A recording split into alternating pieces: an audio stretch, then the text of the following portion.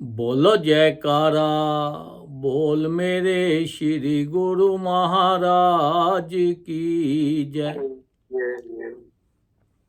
सौभाग्यशाली प्रेमी गुरमुखों, देखो हम कितने खुश नसीब हैं कि हमें संत महापुरुषों की चरण शरण मिली हुई है और उनका नाम मिला हुआ है। जब हम उनका नाम जपते हैं तो उनके साथ हमारा कनेक्शन जुड़ा रहता है। जितना ज़्यादा नाम जपेंगे उतना ज़्यादा कनेक्शन जुड़ा रहेगा, उतना हम उनके ज़्यादा नज़दीक रहेंगे। तो वो हर वक्त हमारे साथ रहते हैं और हमारे ऊपर कृपा बनाई रखते हैं और हमारा हर तरह से उनको चिंता रहती है और हर तरह से वो हमारा पूरा हर जगह पे मदद करते हैं और ख्याल रखते हैं। तो देखो संत महापुरुष तो इतनी अपार कृपा हमारे ऊपर करते हैं, पर हमारी ड्यूटी बनती है कि जो उन्होंने नियम बनाए हुए हैं, जो उन्होंने हमें नाम दिया हुआ है, वो ज़्यादा से ज़्यादा हम नाम जपें। जितना ज़्यादा नाम जपेंगे उतनी हमारे ऊपर कृपा और ज़्यादा बरसेगी। अब देखो एक भगत था, वो टैक्सी चलाता था। अब उसका जो था बहुत ही प्रेम था, वो सत्संग में भी जाता था, सेवा भी करता था, दान भी करता था, हर तरह से वो पूरे दिल से, तन से, मन से, धन से वो संत महापुरुषों की सेवा करता था। अब उसकी बेटी की शादी आई तो वो सोचने लगा कि अब क्या किया जाए। वो भगत ऐसा था कि कोई भी उसको आवाज़ मारे वो कभी किसी को ना नहीं करता था।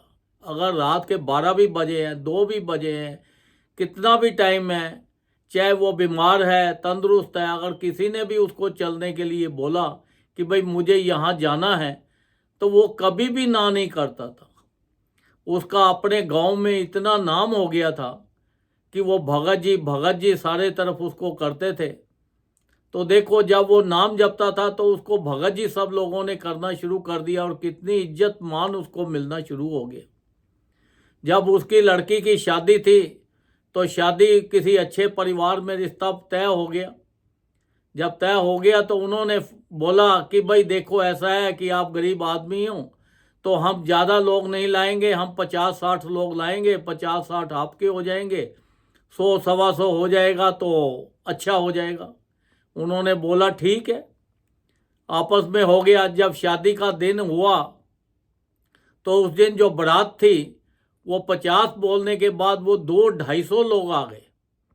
अब खाना तो उतने का 50-60 लोगों का, 100 बंदे का बना हुआ था।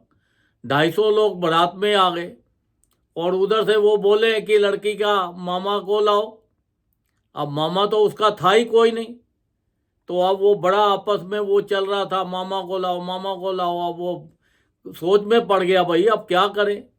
तो वो अंदर कमरे में चला गया और जाकर भजन पे बैठ गया। जब भजन पे बैठ गया और याद किया गुरु महाराज जी को कि महाराज अब मैं क्या करूं, अब मामा कहाँ से लाऊं, अब इतनी बारात आ गई है तो क्या करूं, बड़ा परेशान था। तो देखो संत महापुरुष अपने सेवकों का किसी न किसी रूप में आकर उनका हर तरह से मदद करते हैं। अब देखो उन्होंने सादे आम आदमी का रूप धारण किया और बहुत सारा सामान साथ लिया और उसके घर पे आ गए और उससे पूछा भाई कौन है। वो कहते हम लड़की के मामा हैं, हम दूर से लगते हैं क्योंकि उसका मामा तो था ही कोई नहीं। तो उन्होंने बोला कि देखो हम दूर से मामा लगते हैं और हम भात भी लाए हैं, बहुत सामान लाए हैं। अब वहाँ पे सारी रस्में अदा हुई। जब रस्म अदा हो रही थी तो सब लोग कहने लगे भाई मामा तो बहुत अमीर है, ये तो टैक्सी चलाता है, इसके पास तो कुछ है नहीं, बड़ा नाम हुआ। अब वहाँ पे जब सारा कुछ चल रहा था तो किसी ने देखा, कोई भगत था, वो भी बड़ी पाठ पूजा सेवा करता था, बड़ा ध्यान करता था। तो जब उसने ध्यान से देखा कि ऊपर से कपड़े तो और हैं पर अंदर सफ़ेद चोला पहना हुआ है, उन्होंने पहचान लिया और दूर से ही नमस्कार किया और उन्होंने इशारा किया कि चुप रहो। तो वहाँ पे जितने 200-250 बराती आए थे, वो इतना खाना खाया, इतना खाना सबने खाया, वो खाना फिर भी बहुत सारा बच गया। और सब लोग बोलने लगे कि भाई इतना स्वादिष्ट खाना और बढ़िया खाना तो आज तक हमने कभी खाया ही नहीं है। तो जो उसका दहेज में भी उसको बहुत कुछ दिया, तो वो सारे लोग बड़े हैरान हो गए और वो खुद भी हैरान हो गए कि ये मामा कहाँ से आ गए। बाद में उनको पता लगा कि संत महापुरुष अपना भेष बदल कर वहाँ पे आए। तो देखो संत महापुरुष तो हमारे ऊपर कितनी कृपा करते हैं। हम जितना ज़्यादा नाम जपते हैं उतना वो हमारे करीब रहते हैं, वो हमारे दुख में सुख में हर तरह से वो हमारी मदद करते हैं। तो देखो कितनी अपार कृपा है। ये जो नाम है, नाम जब जपते हैं तो ये हमारा एक कवच है, ये हमारे हर अंग संग हमारे साथ रहता है, हमारी रक्षा करता है ये। और हर वक्त ये नाम मत सोचो, क्योंकि ये सोचो कि परमात्मा ही हमारे साथ है। ये नाम का दूसरा रूप जो है वो परमात्मा है, जो परमात्मा ही संत महापुरुषों का रूप धारण करके इस संसार में आते हैं और अपने जीवों का कल्याण करते हैं। देखो इतनी अपार कृपा हमारे ऊपर बनी हुई है। तो देखो उन्होंने तो देखा कि देखो ये कलयुग है, इसके अंदर लोगों का ज़्यादा ध्यान तो लगेगा नहीं, तो इसलिए उन्होंने हमारे लिए 5 नियम बना दिए। श्री आरती, पूजा, सत्संग, सेवा, सिमरन और ध्यान। जो श्रद्धा सहित करे निश्चय हो कल्याण। जो ये 5 नियमों का भी जिस परिवार के अंदर पालन होगा, उस परिवार में किसी चीज़ की कोई कमी नहीं रहेगी। वहाँ पर हर तरह से खुशियाँ ही खुशियाँ रहेंगी, वहाँ पर किसी भी चीज़ की कोई प्रॉब्लम नहीं आएगी। तो देखो संत महापुरुषों ने इतनी गारंटी ली है। संत महापुरुष तो हमारे ऊपर इतनी अपार कृपा कर रहे हैं। वो कहते हैं हर जीव को कम से कम 2 घंटे भजन रोज करना चाहिए। कम से कम 2 घंटे तो बहुत ज़रूरी है। अगर 2 घंटे नहीं कर सकते तो 1-1 घंटा करके करो, 1-1 घंटा करके नहीं कर सकते तो आधा-आधा घंटा करके करो। जितना ज़्यादा भजन करोगे उतना आपके लिए अच्छा है। और बार बार एक ही जोर देते हैं, इसका अभ्यास करो, अभ्यास करो, अभ्यास करो, क्योंकि जब आखिरी वक्त आए तो ऐसा ना हो कि हमारा ध्यान कहीं और हो और हम फिर 84 लाख योनि में फंस जाए।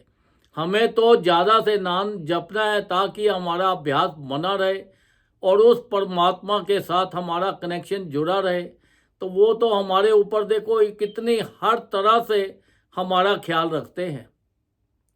तो हमारी ड्यूटी भी बनती है हम उनके बनाए हुए नियमों को चलें, उनका हुक्म माने और ज़्यादा से ज़्यादा भजन करें। क्योंकि ये शरीर जो हमारा है इसकी कोई गारंटी नहीं है और श्वासों की भी कोई गारंटी नहीं है। एक श्वास आया है, दूसरा श्वास हमारा आएगा या नहीं आएगा, इसकी भी कोई गारंटी नहीं है। तो ये शरीर का हमें पूरा पूरा लाभ लेना है। जैसे कि हम कोई घर किराए पे लेते हैं तो किराए पे ऊपर जब लेते हैं तो हम उसको पूरा इस्तेमाल करते हैं, वहाँ का पानी भी इस्तेमाल करते हैं, बिजली भी करते हैं, गैस भी करते हैं, सफाई भी रखते हैं। तो ऐसे ही ये जो शरीर है हमारा, ये भी हमें कुछ टाइम के लिए मिला हुआ है। हम शरीर नहीं है, पर यहाँ पर ये संसार में आकर, माया नगरी में आकर ये जीव यही सोच बैठा है कि ये जो शरीर है मैं ही हूँ, ये शरीर है। एक्चुअल मैं शरीर नहीं हूँ, हम इस शरीर के अंदर रहते हैं और ये शरीर का हमें पूरा पूरा लाभ लेना है। ये शरीर हमें इसलिए मिला है कि हम ज़्यादा से ज़्यादा इससे भजन करें और संसार के सुखों को भी भोगें। जो संसार में इतनी खूबसूरत चीज़ें बनी हैं, इतने फल फ्रूट बने हैं और इतनी संसार की अच्छी अच्छी चीज़ें हैं, ये सब चीज़ों का आनंद लेना है तो हमें ज़्यादा से ज़्यादा मेहनत करनी है, काम करना है, संसारिक धन भी खूब कमाना है।